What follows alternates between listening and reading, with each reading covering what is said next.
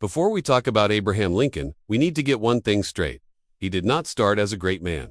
He became one. Abraham Lincoln was born into poverty on the American frontier. No wealth, no powerful family name, no formal education in the way we understand it today.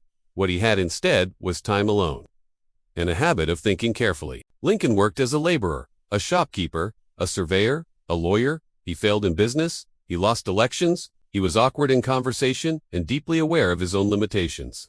This matters because history often pretends leaders are inevitable. Lincoln was not. When the United States elected him president in 1860, the country was already breaking apart. States in the South believed the federal government no longer represented them.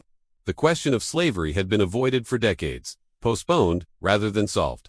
Lincoln inherited that delay. Almost immediately after his election, Southern states began to secede. The Civil War did not start because Lincoln wanted it. It started because compromise had finally run out. Here is where students often misunderstand him. Lincoln did not begin the war intending to end slavery. His primary goal was preserving the Union. He believed correctly that if the United States fractured permanently, democracy itself might not survive. A government of the people failing so quickly would send a message to the world. As the war continued, Lincoln changed. Not suddenly, not comfortably. He listened, he read, he reflected. He adjusted his thinking as reality forced his hand.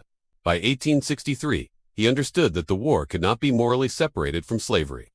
That realization led to the Emancipation Proclamation.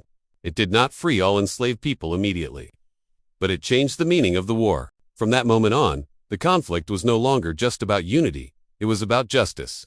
Lincoln carried the weight of that decision heavily. He lost a son during the war. He aged visibly. He was mocked, criticized, and threatened constantly. Newspapers called him weak. Generals ignored him. Members of his own cabinet doubted him. Yet he persisted, not because he believed he was right about everything, but because he believed the country was worth enduring pain for.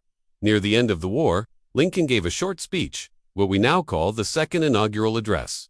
It is not triumphant. It does not celebrate victory. It reflects on guilt, on shared responsibility, on the cost of wrongdoing.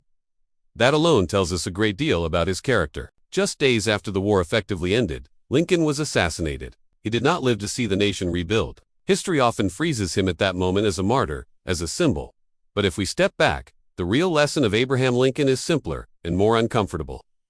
He was not extraordinary because he was flawless. He was extraordinary because he was willing to change his mind when evidence demanded it. That is rarer in history than genius. And far more important,